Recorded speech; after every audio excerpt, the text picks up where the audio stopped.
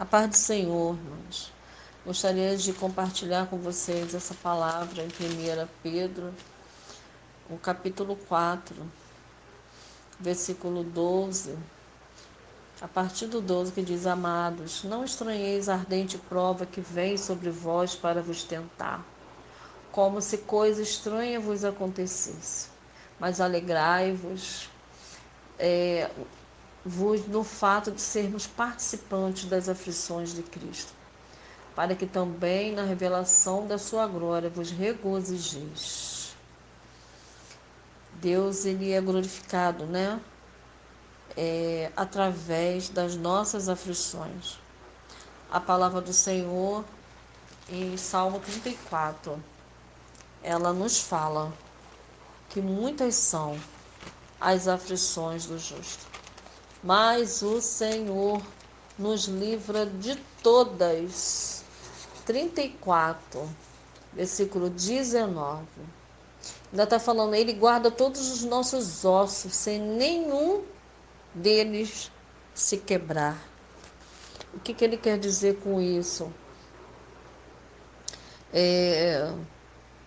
Frequentemente desejamos escapar de problemas, das aflições, das tristezas, das frustrações, das perdas, das doenças, dos fracassos e até mesmo de grandes frustrações que acontecem na nossa vida, que constantemente enfrentamos.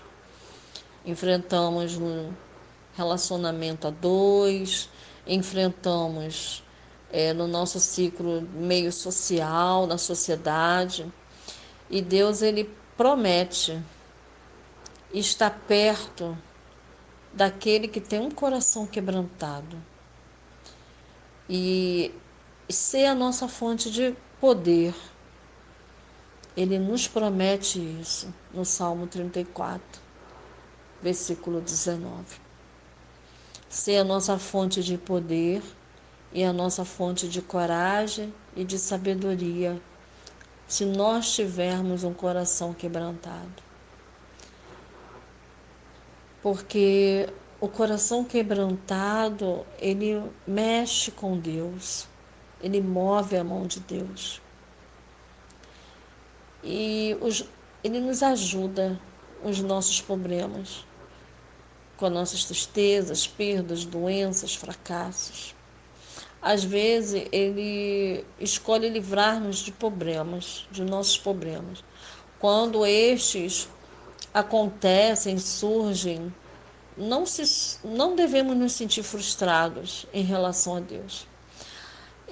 Tem pessoas que colocam a culpa em Deus, em tudo aquilo que acontece com eles. E eu vou voltar lá em 1 Pedro 4 daqui a pouco para falar sobre isso, quando as pessoas querem culpar Deus.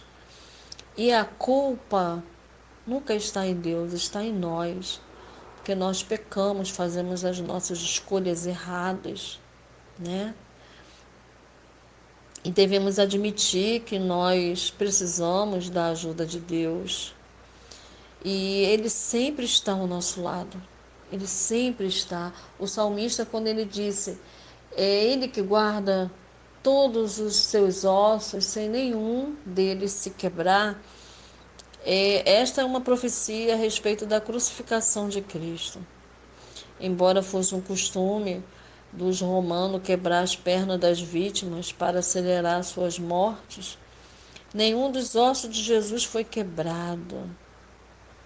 Além do significado profético, Davi apelou para a proteção de Deus nos tempos de crise. Ele usou isso como um exemplo, né?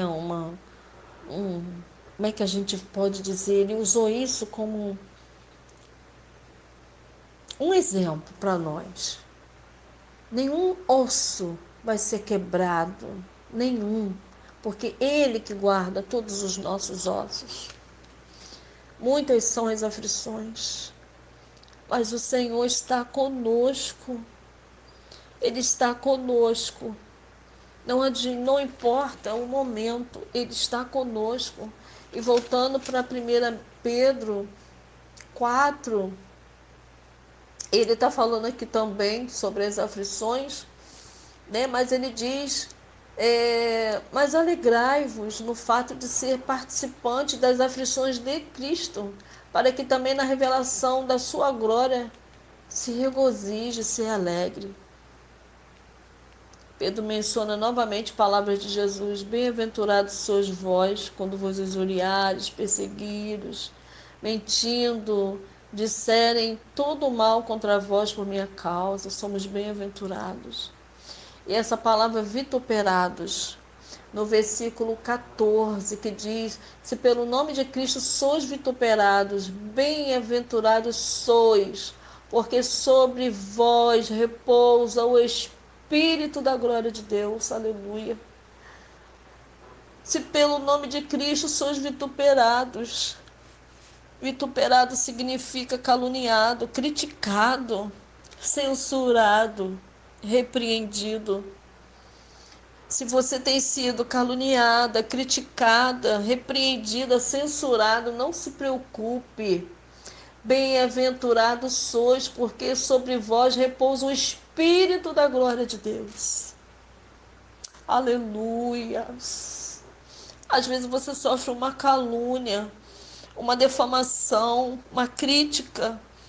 Às vezes você é repreendido em público, diante dos seus amigos, familiares. E você se sente envergonhada, você se sente triste, né? Você às vezes até se afasta, se cala, mas a palavra do Senhor está dizendo: bem-aventurados sois, porque sobre vós repousa o Espírito da glória de Deus. E o versículo abaixo diz: porque já é tempo que começa o julgamento pela casa de Deus.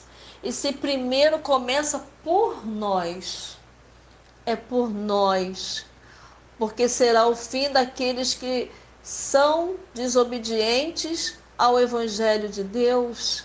E se o justo apenas se salva, onde aparecerá o ímpio ou o pecador? Porque já é tempo que comece o julgamento pela casa de Deus. E se comece primeiro por nós. O versículo 17 está dizendo: essas palavras não se referem ao juízo final, não, não, mas a disciplina que nos purifica, que vem da parte do Senhor para nós. Deus pode permitir que os crentes pequem e então experimente as consequências dos seus pecados. E ele faz por várias razões. Por que que ele permite? Quais são as razões? Primeiro, para nos mostrar que o nosso potencial de pecar. Às vezes a gente se sente o máximo, né? Ah, eu faço, ninguém me manda, eu quero fazer, eu vou fazer, né? A gente toma aquela decisão. Deus permite que nós pequemos, que nós experimentemos também as consequências do nosso pecado.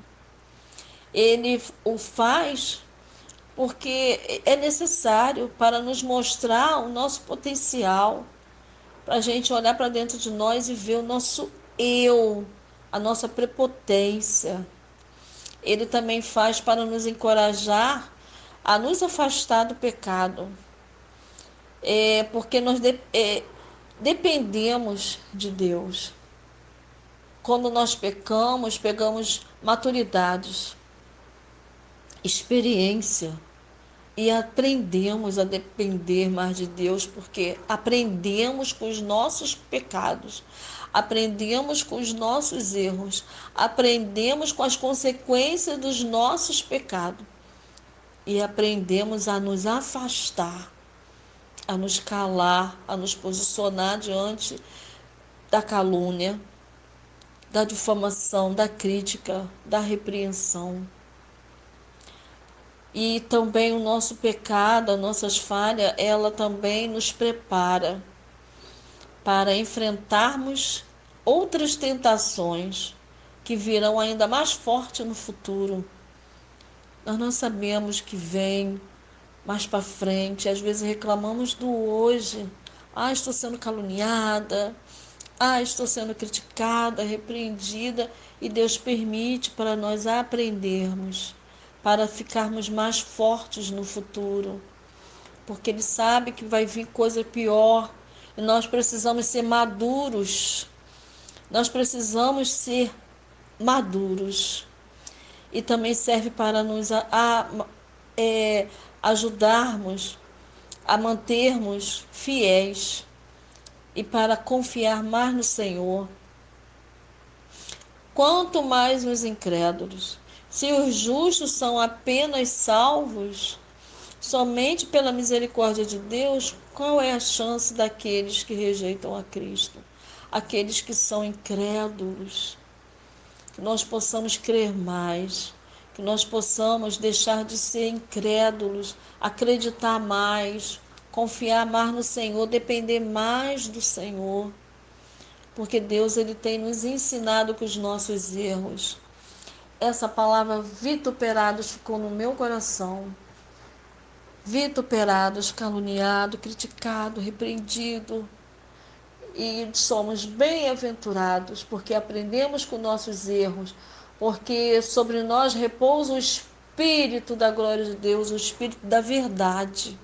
Deus é verdade e Ele se agrada de nós quando nós reconhecemos nossos erros, nossas falhas, nossos pecados, quando nós quebrantamos o nosso coração diante do Senhor, que nós possamos amadurecer, que nós possamos aprender, nos alegrar, que nós possamos ver que o Senhor, Ele sofreu aflições, nós vamos sofrer também críticas. Deus sofreu, Jesus sofreu.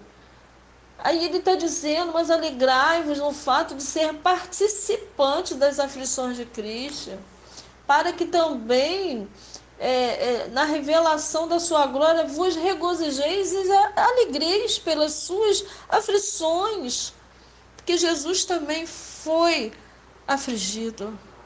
Ele foi afligido. E bem-aventurado é aquele que é afligido, porque amadurece, porque cresce, porque desce, porque se humilha, reconhece.